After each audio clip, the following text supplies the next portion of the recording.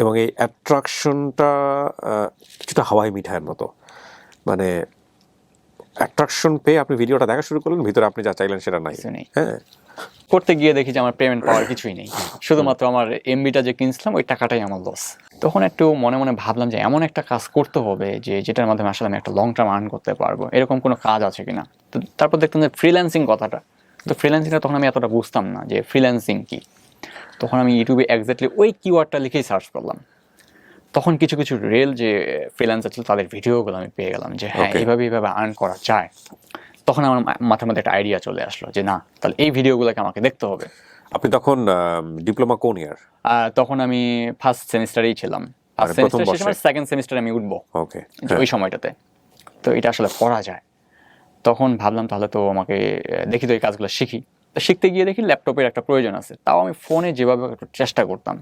তো ওরা দেখায় তো আপ